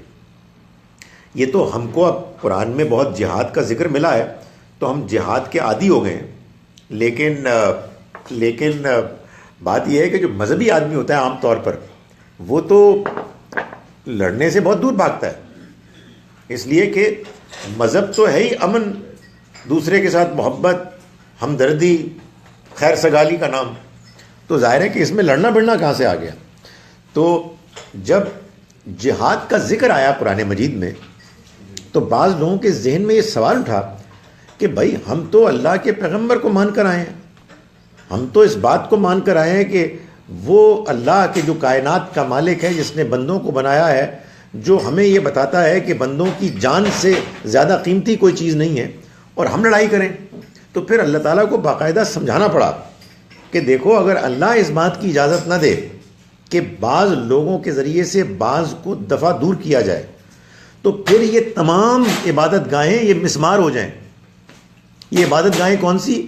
یہ گرجے، یہ یہودیوں کی عبادت گاہیں، یہ فلاں کی عبادت گاہیں اور مسجدیں، سب کا ذکر کیا. یعنی اس کا مطلب کیا ہے؟ اس کا مطلب یہ ہے کہ مسلمان اگر طاقتور ہوگا تو یہ نانسنس وہ نہیں برداشت کرے گا کہ اس دنیا میں یہ دھاندلی ہو کہ لوگوں کو ان کی اپنے مرضی کے مذہب دین پر عمل کرنے سے روکا جائے. یہ نہیں ہو سکتا، اس لیے اپنی طاقت استعمال کرے گا. آپ یہ کہہ سکتے ہیں کہ اسی کی ایکسٹینشن کرولری کے طور پر کوئی اور ظلم ہو رہا ہے اور لوگوں کو پیسا جا رہا ہے، لوگوں کو ایکسپلائٹ کیا جا رہا ہے، اور آپ کے پاس طاقت ہے تو آپ پہلے پیغام دیں گے، دیکھیں اس کو بند کریں، جسٹ اسٹاپ دس نانسنس، ورنہ مارے ہیں. لیکن یہ نہیں ہو سکتا کہ آپ بس محض اپنی دھاگ بٹھانے کے لیے، چودراہٹ کے لیے کام کریں گے، کسی نہ کسی دینی اخلاقی وجہ کی بنیاد پر کریں گے. جی جرنلائزڈ اپلیکیبلٹی جو تعلیل عام کی بات ہے، مجھے وقاص نہیں ہوئی، تو اس سے بھی یہ بات پتہ چلتی ہے کہ قرآن بہرحال ہمیں گائیڈ کر رہا ہے کہ ہم زمانے حرب جو ہے وہ اکٹھا کریں. جیسے گھوڑوں کا ذکر ہوا، جیسے آج کے زمانے میں وارفیئرز ہیں یا جو بھی چیزیں ہیں، تو یہ تو پھر عین ہمارے اصول کے مطابق درست ہے، جب تک کہ ہمارا خیال صرف یہ ہے کہ ہم پر کوئی چڑھ مت ہوڑے اور وہ فتنہ جو برپا نہ ہو جس میں لوگوں کو روکا جا رہا ہے اللہ اور اللہ کی دین کی طرف سے. یہ ان چیزوں کو سیکیور کرنے کے لیے تو یہ مطلب ہمیں جنگی ساز و سامان جو بنانا ہے یہ عین اس اصول کے مطابق، یعنی جو مسلمانوں کے لیے جہاد کا حکم تھا جو قرآن مجید میں بیان ہوا ہے، اس کے دو کیٹیگریز تھیں، دو وجوہات تھیں. ایک کفار دین کے انکار کرنے والوں پر اللہ کا عذاب، اور دو فتنہ مذہبی پرسیکیوشن کے خلاف اقدام. پہلی وجہ اب ختم ہو گئی، وہ اللہ کے رسول صلی اللہ علیہ وسلم تشریف لائے، اتمام حجت ہو گئی، بات آخری حد تک پہنچ گئی، اللہ کا عذاب نازل ہو گیا، وہ بات پوری ہو گئی. سر ان کے زمانے میں پوری ہوئی یا ان کے اصحاب کے زمانے تک وہ چلتی ہے؟ یعنی اصحاب نے اسی اصول کو ایکسٹینڈ کیا، یعنی انہوں نے اتمام حجت کی جزیرہ نما عرب پر پوری، اور اس کے بعد اس کی ایکسٹینشن رومیوں، جس کا آغاز حضور کی زندگی میں ہو گیا. 4 سال پہلے آپ نے خطوط لکھ دیے، میں نے اسی کی طرف اشارہ کیا کہ وہ لوگ دیکھ رہے تھے، سب دکانہ اللہ تعالیٰ نے، تم نہیں جانتے ان کو، اللہ ان کو جانتا ہے، تو وہ ان سب کے ساتھ بھی یہی معاملہ ہوا. تو جی اس کا مطلب ہے جو امریکہ وہ بھی تو اپنے ساحت کو مان رہے ہیں نا، ان کے ذہن میں تو وہی ہے تو وہ ابھی exactly they are doing the same with Muslims and other countries. تو کہہ رہے ہیں کہ جیسے کہ ابھی انڈونیشیا سے انہوں نے وہ دوسرا کون سا کرسچینٹی کا علاقہ الگ کرا دیا. سر میں آپ سے گزارش کروں کہ امریکہ میں کرسچنز ہیں, امریکہ کرسچن نہیں ہے. میں آپ وی کین ڈس ایگری. امریکہ میں یہ جذبہ ہے. وہ کیا جذبہ ہے کہ ہم نے ڈیموکریسی, انسانی آزادی, ہیومن رائٹس ایٹسیٹرا سے جو لیول اچیو کر لیا ہے اب اس کو ہم ایکسپورٹ کریں گے. یعنی ان کے ہاں جو بیلیجرنٹ ایگریسو لوگ ہیں ان کے اندر اگر یہ چیز پائی جاتی ہے کہ وہ اس کو ایکسپورٹ کریں تو اصل میں اس کو کرتے ہیں. کرسچینٹی ایک عام لوگوں کا مذہب ہے, یعنی ایسا نہیں ہے کہ وہ ان کے سسٹم کا حصہ ہے. بات یہ ہے کہ آپ کو اس پہ اعتراض کیا ہے؟ جاب مل گیا بس ٹھیک جی. ریلیجیس پرسیکیوشن کی جہاں بات ہو جی. ہے, جیسے آئے دن ہم یہ اب سن رہے ہیں کہ آنے والا وقت جو ہے going to be tough for even Muslims, G. a diaspora of Muslims from this part of the world as well, who are already there. So کیا اس کو آپ religious persecution کہیں گے؟ ہاں بالکل ٹھیک. اس لیے مجھے اس کی بڑی خوشی ہوئی تھی, پتہ نہیں وہ کس حد تک کہاں تک پہنچا, کہ جس میں مسلمانوں نے مل کر ایک کامن ایک فوج کا فیصلہ کیا اور راحیل شریف صاحب کو اس کا کمانڈر بنایا. بڑی زبردست بات ہے. میرا خیال ہے اس طرح کی کوئی چیز ہونی چاہیے کہ ہم لوگ اسٹرانگ ہوں اور ایک میسج جائے گی کہ اس طرح سے ویل ناٹ برداشت و فائدے سے. یعنی بہرحال اس کے لیے بھی وہ قواعد و ضوابط وہی رہیں گے, ایو. نہ کہ کوئی گروہ اور ایک اٹھ کے شروع ہو جائے اور اس طرح پر. ڈاکٹر صاحب آئی تھنک جو میرا اپنا پرسپیکٹو ہے اس آیت کے بارے میں, بیکاز یہ ہم خود بہت یوز کرتے ہیں wherever we are, and make ready your strength to the utmost of your power to strike, including the scenarios of war, to strike terror into the hearts of enemies of Allah and your enemies, and besides them whom you may know not but Allah does know. تو I think قرآن مجید میں جتنی بھی چیزیں ہیں وہ universal ہیں. مطلب میں آج ابھی جب آپ اس کا ترجمہ کر رہے تھے تو اس میں کچھ آیات آ رہی تھیں جو کہ جن کا کانٹیکٹ سے یا اس وقت کے لحاظ سے جو مطلوب تھیں وہ ایک اپنا علیحدہ میننگ ہوگا, لیکن جب میں ان کو اپنی لائف کے ساتھ ریلیٹ کرتا ہوں تو مجھے لگتا ہے کہ شاید یہ اللہ تعالیٰ نے میرے لیے لکھا ہے. قرآن مجید کی بیوٹی ہے. تو آئی تھنک یہ جو آیت ہے دس is for Muslims till eternity, کیونکہ اللہ تعالیٰ نے اس چیز کو مطلب ڈیفینیٹلی اللہ سبحانہ تعالیٰ تو ہی از آل مائٹی, ان کو تو سب پتہ ہے, انہیں پتہ ہے کہ آنے والے وقتوں میں مسلمانوں کو کیا پرابلمز ہونی تھی. تو یہ بیسکلی آج جب ہم اس آیت کو پڑھتے ہیں تو یہ ہمارے لیے بھی ایک وہ ہے کہ اف وی, مجھے اس کے دو پوائنٹ آف ویو سمجھ آتے ہیں. ایک یہ کہ ہم اپنے آپ کو تیار رکھیں بیکاز کوئی to strike terror into the hearts of enemies, تاکہ ان کو یہ ڈر ہو کہ میں نے مسلمانوں پہ حاوی نہیں ہونا یا میں مسلمانوں کے اگینسٹ ہے, ہم ان کو نہ کریں. اور ان کیس اگر ہم ایک جس نہج پہ اب ہم پہنچ گئے ہیں, سو بیسکلی اللہ تعالیٰ کے آگے تو ہر چیز اوپن ہے نا, تو اب بھی مسلمان بکاز اگر at the end of the day جو آپ نے بات کی کہ ڈیموکریسی امریکن سمجھتے ہیں کہ وہ ایک is the best form of government, اس کے بارے میں ڈفرینٹ پیراڈائم علامہ نے کچھ اور لکھا, کسی اور نے کچھ اور لکھا کہ اینڈ آف دا ورلڈ پہ اس نے لکھ دیا کہ since democracy is the best form of government تو اس کے بعد کوئی جنگ نہیں ہوگی, بٹ دیٹس ناٹ ٹرو. اسی طرح یہ ہمیں ابھی آج کل ثابت ہو گیا دیٹس ناٹ ٹرو. تو وہ ان کی اپنی تھیوریز ہیں, لیکن ہمیں تو اللہ تعالیٰ نے یہ بتا دیا کہ اگر آپ نے ایز اے نیشن یا ایز اے قوم سروائیو کرنا ہے تو these are these certain principles. جس طرح جنگ کی بات ہوئی تو وہ بھی قرآن مجید میں اللہ تعالیٰ نے ڈیفائن کر دیا ہے فار ٹائمز ٹو کم. ہمیں پتہ ہے کہ جس طرح آپ نے نان کمبیٹنٹس کی بات کی کہ مسجد میں جا کے یہ جس طرح جماعت الاحرار ابھی کر رہی ہے, لوگوں میں, بچوں میں, بزرگوں میں دھماکہ کر دیتی ہے جسٹ ٹو ٹارگیٹ ون اور two individuals, not even them. I think یہ تو ایک ٹیرر پھیلانے والا ہے نا کہ لوگوں کے دلوں میں خوف بیٹھ جائے, ان سے ایک ڈر بیٹھ جائے. تو ہمیں تو یہ کیٹیگوریکلی قرآن مجید میں اللہ نے بتا دیا, اینڈ آئی ایم ہیپی, اور مجھے خوشی ہوتی ہے کہ ہم اس چیز کو فالو بھی کرتے ہیں. مطلب کہ ہم تو آن گراؤنڈ ان جگہوں پہ رہے اور ہمیں پتہ ہے کہ جہاں پہ ہمیں اتنا بھی پتہ چل جاتا ہے کہ عورتیں ہیں, بچے ہیں, تو وی ڈونٹ, ہم اس کو کبھی بھی وہ نہیں. الحمدللہ بڑی اچھی بات ہے. لیکن میں آپ سے گزارش کروں کہ یہ جو آپ نے بات کی نا کہ سبھی کچھ ہر زمانے کے لیے ہے, یہ تو ہمارے وہ ٹیررسٹ کہتے ہیں کہ جو پھر سورہ توبہ کی ان آیات کو بیان کرتے ہیں کہ جس میں یہ کہا گیا ہے کہ تم جہاں کہیں ان مشرکوں کو پاؤ قتل کر دو. قرآن کے دو حصے ہیں, قرآن ہی سے معلوم ہوتا ہے. ایک حصہ وہ ہے کہ جس کا تعلق اس انذار, وارننگ اور اس کے نتیجے میں عذاب سے ہے کہ جو صرف اور صرف اللہ کے رسولوں کی قوموں پر آتا ہے. اور ایک حصہ وہ ہے کہ جو یونیورسل ہے. یہ آیت میں نے اسی لیے کنسیڈ کی اس آیت کا ایک پہلو یونیورسل ہے، مگر اس میں بھی کیا ہوگا، اس کا بھی تو امکان ہے نا کہ مسلمان اس آیت کو لے کر اور نہیں تیاری کرے، جو بالکل ٹھیک ہے، اور وہ خود اتنے بد اخلاق ہو جائیں کہ وہ لٹیرے بن جائیں.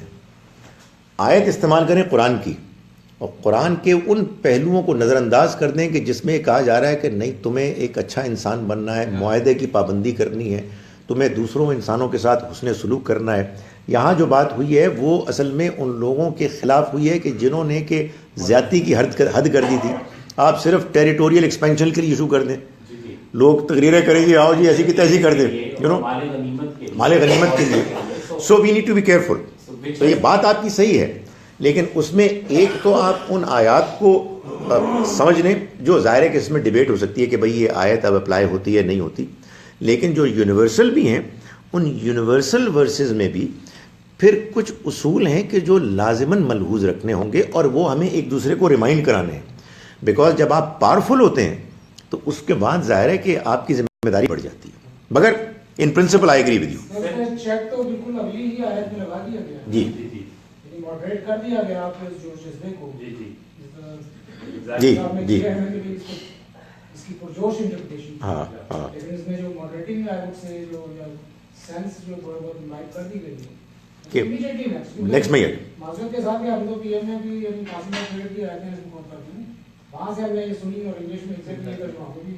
وہ دیکھیں یہ بھائی ہمیں یاد ہے بالکل وہ اگلی آیت کے بارے میں کتنے سال لگے اور کبھی کام میں پڑی اور پتہ لگا کہ آگے بھی کوئی آیت ہے.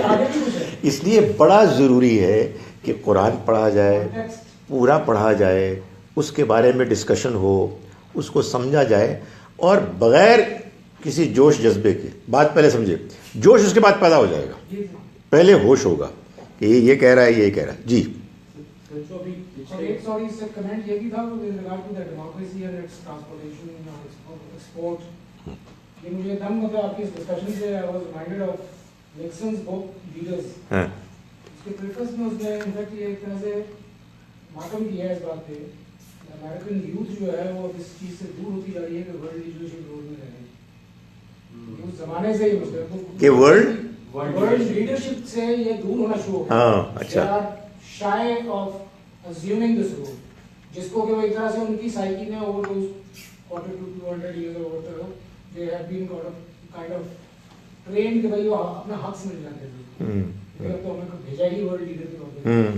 وہ ورلڈ کی وہ ہیجمنی اس کو مانے یا نہ مانے، بارے ہیجمنسٹک ڈیزائن ضرور آیا تھا اس کے درمیان جب بھی وہ نکلتے ہیں اس کام کو چلانے آتے. ان کا کہنا یہی ہے کہ بھائی ہم جو مٹیریل ہمارا ہے مطلب ہائی کوالٹی اور لیڈرشپ، ہاں ہاں یہ اس سے نیچے میں کمپرومائز ہم نہیں کرنا. ویسے اب جو جتنے اس کے بعد کے جو ایونٹس ہیں یا اس کی 1999 کی کتاب ہے، 1999 کی ہے، پھر ایرینا کی ہے، ان سب میں مور اور لیس اس نے یہی رونا لگایا ہے کہ آپ ابھی کی ہیں یہ چھوڑتے جاتے ہیں کو، اور وہ بار بار ان کی سب اسٹیبلشمنٹ ہی. یہ بات جو کہی تھی نا، مجھے دو باتیں بڑی ہوئی، کئی باتیں ہیں لیکن یہ بات بل کلنٹن کی یاد ہے کہ جب کوسوو پر فائنلی ان کو ہٹا دیا گیا تھا اور مسلمانوں کو ریسٹور کیا گیا تھا، تو بل کلنٹن نے آ کے جو گفتگو کی تھی اس نے کہا تھا کہ from now on no nation is going to be allowed to be persecuted because of its religious beliefs. میں نے کہا یار یہ تو ہماری بات کی ہے اس نے، اس قدر میرے اندر اس کے پیدا ہوا جذبہ. یہ بالکل وہی بات کرے جو ہم کہتے ہیں کہ آج کے بعد ہمارے پاس طاقت ہے تو ہم کسی قوم کو اس کے مذہبی نظریات کی وجہ سے ہم پرسیکیوٹ نہیں ہوتے. خیر وہ دیکھیں وہ سیاست ہوتی ہے ان کے ڈرامہ میں تو ڈائلاگ کی بات کر رہا ہوں. ڈائلاگ بہت اچھا تھا، بات بہت اچھی تھی. مگر ایونچولی تو یہ ٹائرنی آف میجورٹی بنتی جا رہی ہے نا کہ ڈیموکریسی جو ہے جہاں بھی آپ دیکھیں وہ جس طرح یہ ٹرمپ والا بھی سلسلہ ہوا ہے جی، وہ جو میجورٹی جو ہے بلکہ وہ ہاں وہ سسٹم یعنی لگتا ہے کہ ووٹ بھی زیادہ دوسری طرف تھے لیکن وہ ایک سسٹم کا اپنا ایک معاملہ ہے. جی چلیں جی میں ایک سوال یہاں سے لے لوں. ون کویسچن جی. جی ارشاد. ون کویسچن یس. ایک میری دوست نے out of 20 million recitations of Surah Al-Kawthar for Hajat. میں آپ سے پوچھنا چاہ رہی ہوں اگر اس قسم کی کوئی چیز ملے تو اس کے لیے Oh, sorry. This was not by design. کہا تھا کہ وہ ڈرنکنگ از پرمیسیبل. انہوں نے یہ بھی کوٹ کیا کہ امام ابو حنیفہ has said the same thing. Now this is a shock to me. Can you clarify this please? یعنی یہ بات کہ جیسے ہمارے یہاں آج کل بہت وہ واٹس ایپ کی ہم خوبیاں بیان کر رہے تھے, واٹس ایپ کی خوبیوں کے علاوہ کچھ اور خوبیاں بھی بہت سارے میسیجز آتے ہیں. اس میں یہ میسیج بہت آتا ہے کہ ہم نے ایک سلسلہ شروع کیا ہوا ہے 1,00,000 مرتبہ سورہ کوثر پڑھنے کا اور فلاں پڑھنے کا. تو انہوں نے کہا جی کہ انہوں نے کہا جی کہ امام ابو حنیفہ نے بھی یہ فرمایا. دیکھیں ہمارے دین میں 2 چیزیں ہیں پرکھنے کے لیے. ایک تو دین کا عمومی مزاج ہے, دین کی تعلیمات کو سامنے رکھ کر آپ کو یہ محسوس ہوتا ہے کہ ہمارا دین اس طرح کی باتیں کرتا ہے. اور دوسرا پھر ظاہر ہے کہ اس مزاج کو ہم نے سمجھا ہے قرآن سے, سنت سے اور احادیث سے. تو دین کا مزاج تو یہ ہے جو ہم پڑھ رہے ہیں قرآن کہ اگر اللہ کی آپ کو مدد چاہیے ہے تو آپ اپنے آپ کو ٹھیک کریں, اپنے کردار کو, اپنے رویے کو اللہ سے دعا کریں, اور جو دنیاوی لحاظ سے آپ کو اہتمام تیاری کرنی ہے وہ کریں. بس یہ بہت کافی ہے.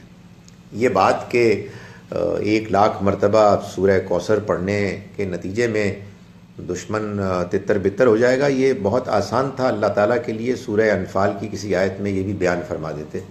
سورہ کوثر نازل ہو چکی تھی لیکن اللہ تعالیٰ نے یہ بیان نہیں فرمایا. تو یہ ہمارے ہاں کا مزاج ہی نہیں ہے. یہ میں آپ سے گزارش کروں, الگ سے ایک بہت بڑا چیلنج ہے کہ ہمارے دین کے اندر بہت سی غیر دینی چیزیں دین کے نام پر شامل ہو گئی ہیں, اور میں نے دیکھا ہے کہ بہت سے مسلمان اپنی زندگی کا بڑا وقت ان ایکٹیویٹیز پہ صرف کرتے ہیں جو سیڈلی دین ہے ہی نہیں, جو دین کے نام پر ہے.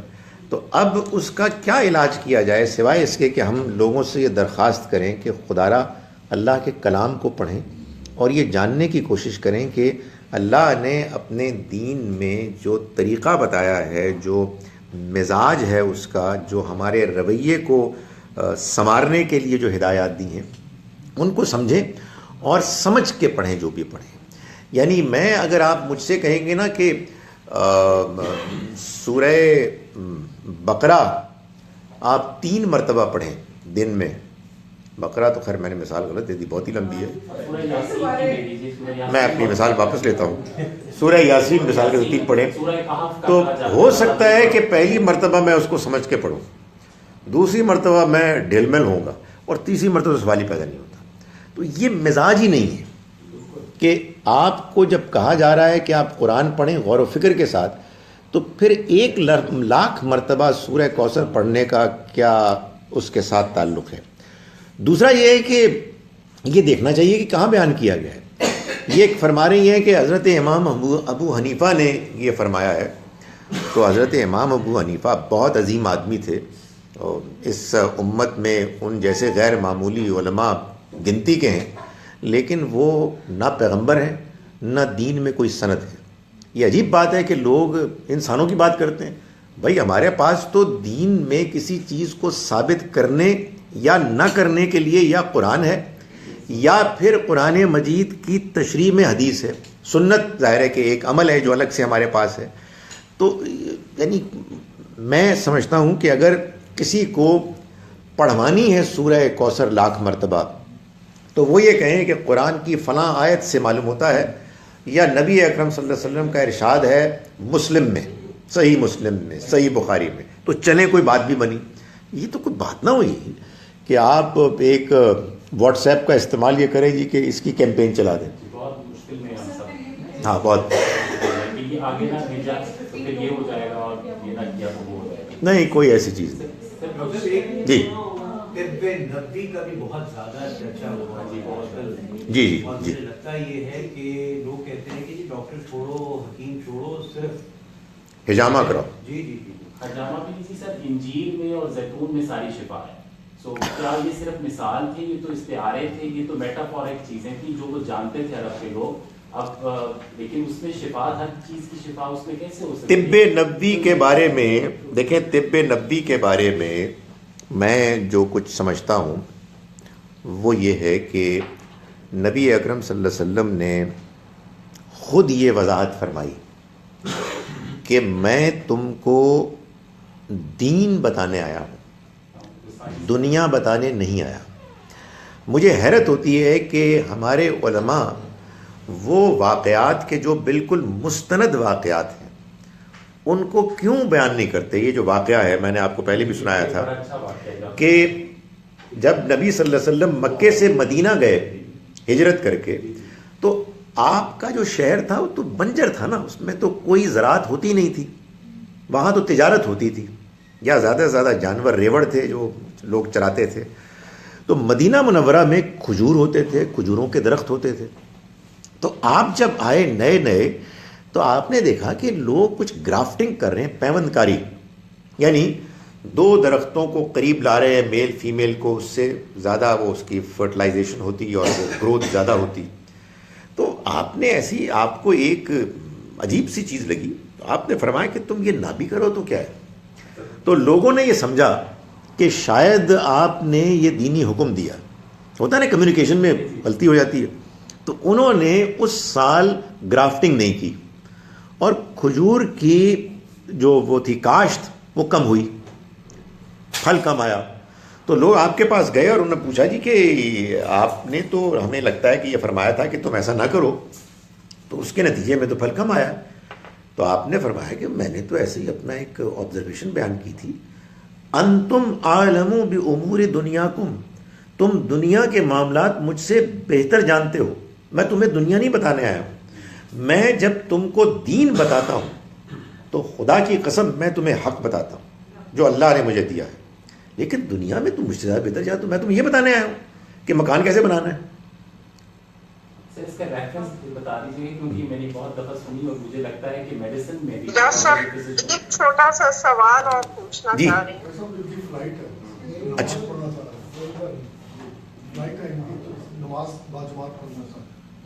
تو ہم نماز پڑھ لیں ابھی, ہم اس کے بعد بات کرتے ہیں.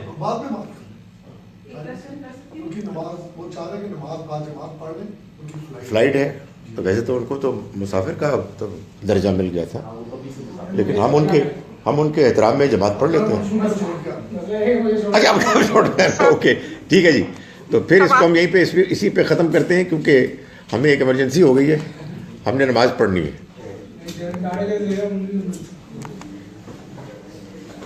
بہت دلچسپ بات ہے.